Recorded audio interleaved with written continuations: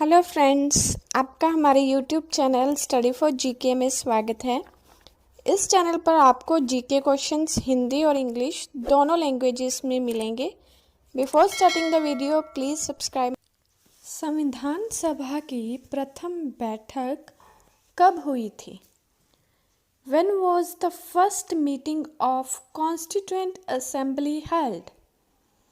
संविधान सभा की प्रथम बैठक कब हुई थी?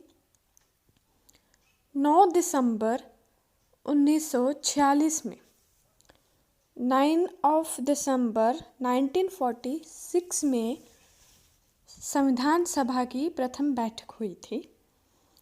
संविधान सभा के अस्थायी अध्यक्ष के रूप में किसे नियुक्त किया गया था? अस्थायी यानी कि temporary. Who was appointed as the temporary Speaker of the Constituent Assembly? Temporary speaker किसे नियुक्त किया गया था? डॉक्टर सच्चिदानंद सिन्हा को। प्रारूप समिति के अध्यक्ष कौन थे? Who was the chairman of drafting committee? Drafting committee के चेयरमैन भीमराव अंबेडकर। संविधान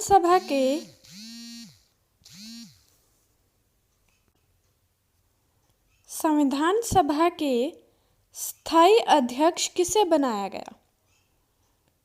Who was made the permanent speaker of Constituent Assembly? Permanent speaker किसे बनाया गया? डॉक्टर राजेंद्र प्रसाद को।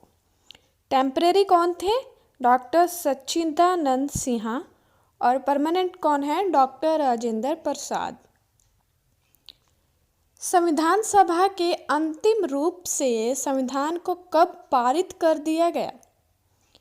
When was the Constitution finally passed by the Constituent Assembly? 26 नवंबर 1949 इस दिन पारित कर दिया गया था। पारित मतलब कि उस दिन पास हो गया था। पारित लागू करना अलग अलग दोनों चीज़ें हैं। लागू कब हुआ था? 26 जनवरी 1950 को लागू हुआ था। लेकिन पास कब हो गया था? 26 नवंबर 1949 को। 26 जनवरी 1950 को लागू किया गया था। उसको हम as a republic day celebrate भी करते हैं। भारतीय संविधान के किस भाग को उसकी आत्मा की संज्ञा दी गई है? Which part of the Indian Constitution has been called its soul? प्रस्तावना। संविधान सभा ने राष्ट्रगान को कब स्वीकार किया? When did the Constituent Assembly accept the national anthem? National anthem है हमारा जो जन गण मन, जो किसने लिखा था? रविंद्रनाथ टैगोर ने लिखा था। उसको कब एक्सेप्ट किया गया था?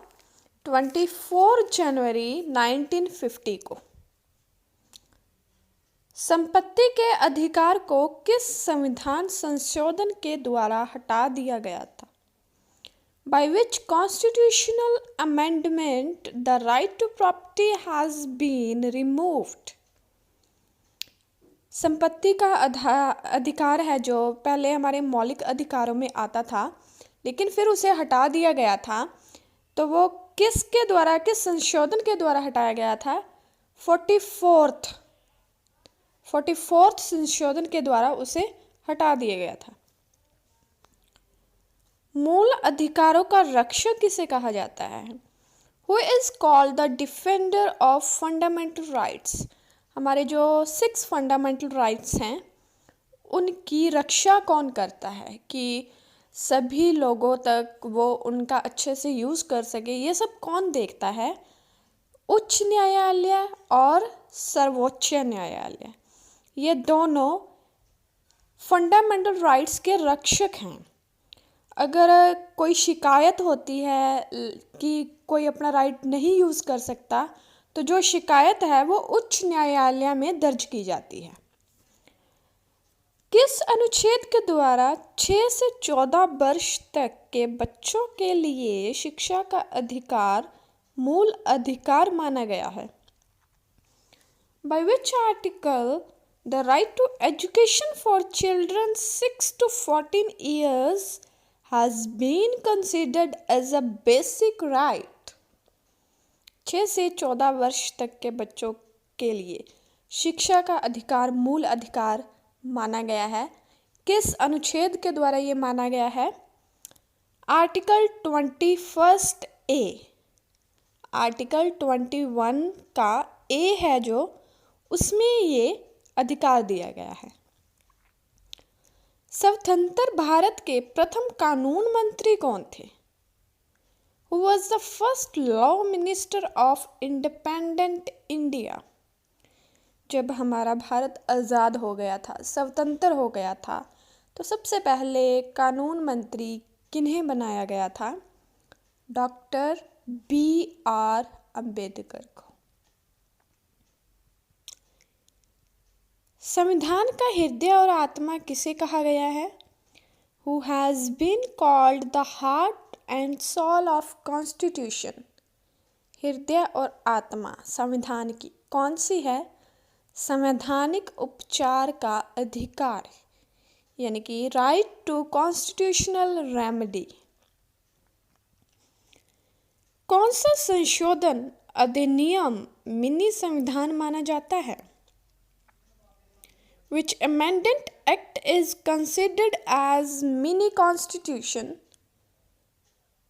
42वां संविधान संशोधन अधिनियम 1976।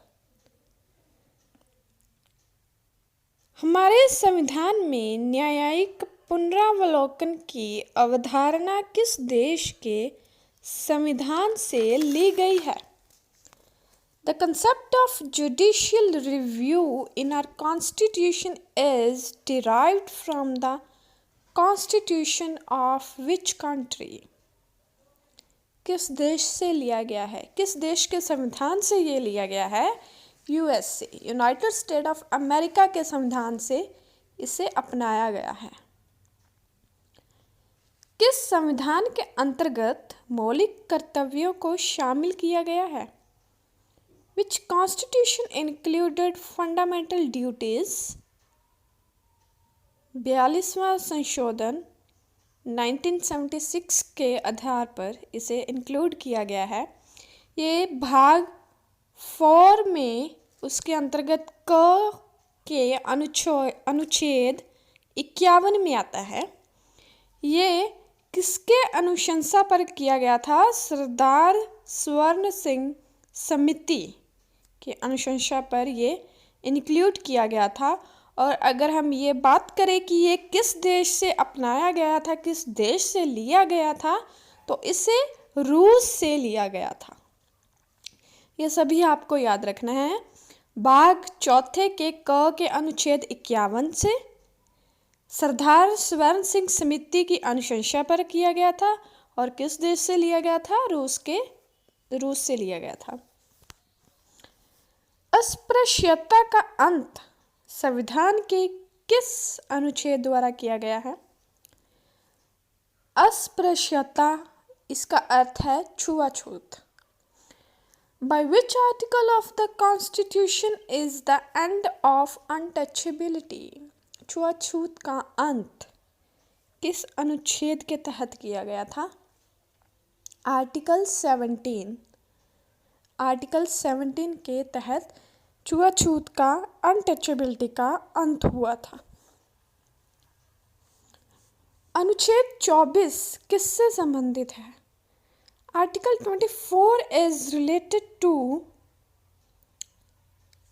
24। अनुच्छेद 24 किससे संबंधित है? बच्चों के शोषण से, एक्सप्लॉयटेशन ऑफ चिल्ड्रन, यानी कि इसके तहत हम किसी भी बच्चे से, छोटा बच्चा जो अडल्ट नहीं है, उससे हम मजदूरी वगैरह काम नहीं करवा सकते, उसका शोषण नहीं कर सकते।